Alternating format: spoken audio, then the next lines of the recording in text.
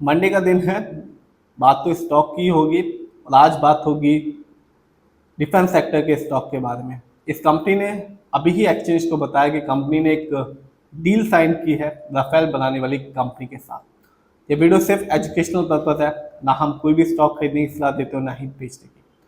तो आज हम बात करने वाले हैं डायनामेटिक टेक्नोलॉजी के बारे में। ये कंपनी 1973 में बनी और कंपनी बिजनेस में बनाती है हाइड्रोलिक गियर पंप और ऑटोमेटिव टर्बो चार्जर। और आज जब मार्केट बंद हुआ 3:30 बजे तो इस कंपनी का शेयर प्राइस था 9094 रुपीज़ 50 पैसे और आज के दिन इस कंपनी ने रिटर्न दिया शानदार 7.27% का। शेयर प्राइस महंगा लग सकता है, लेकिन जब आप इस कंपनी के लॉन्ग टर्म रिटर्न को देखेंगे जानेंगे तो ऐसा बिल्कुल भी नहीं लगेगा। और आज भी रिटर्न शानदार था 7.27% का। इसका जो प्रमुख वजह मेरे हिसाब से तो यही है कि कंपनी ने अभी ही एक्सचेंज को बताया है कि कंपनी ने राफेल बनाने वाली कंपनी के साथ एक डील साइन की है।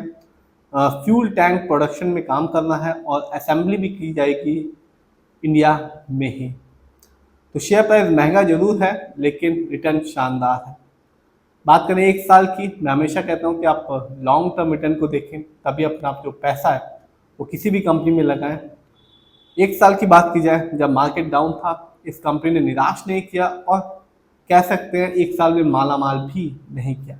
ठीक ठाक रिटर्न था, बहुत ज़्यादा भी नहीं था और बहुत कम भी नहीं था।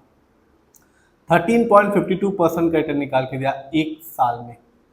यानी आज से ठीक एक साल पहले इस कंपनी का शेयर प्राइस था 7,888 रुपीज़, जो आज के दिन है 9,094 रुपीज़ 50 पैसे का।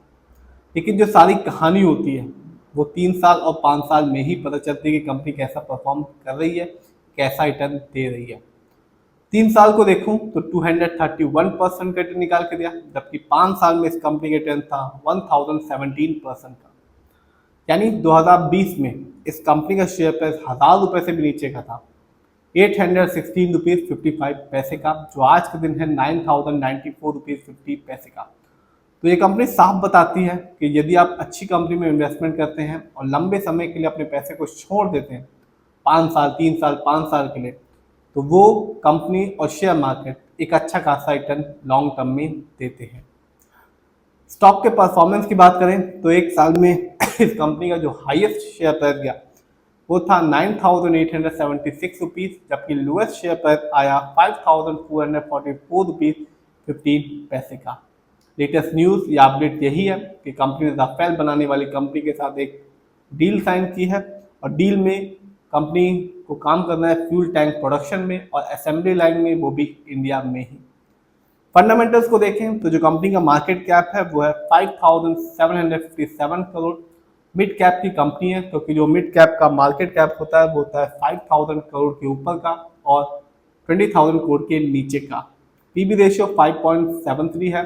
शेयर मार्केट में एक अच्छा पीबी रेशियो कहलाता है 1 या तो बिलो 3।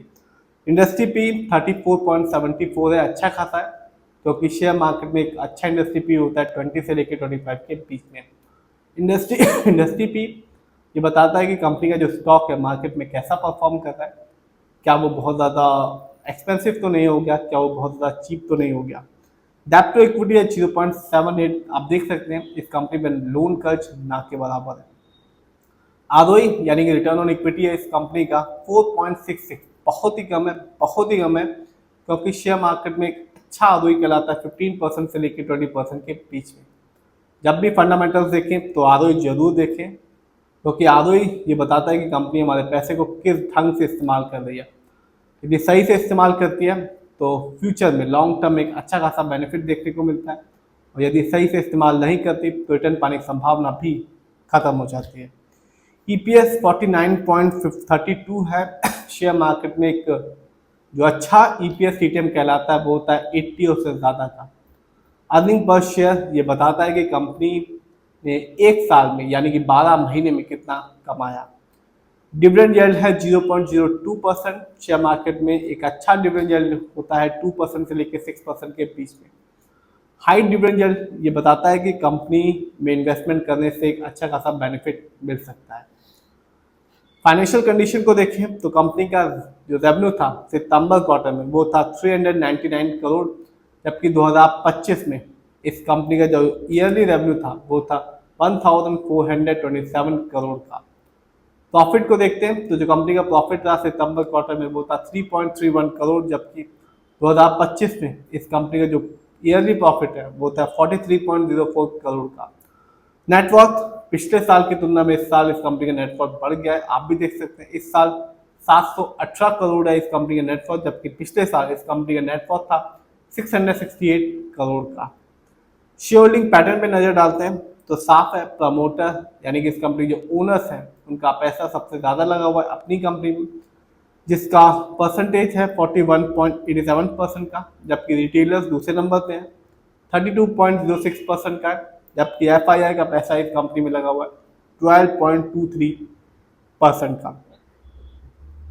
तो कंपनी का मेरे हिसाब से रिटर्न अच्छा है लॉन्ग टर्म में।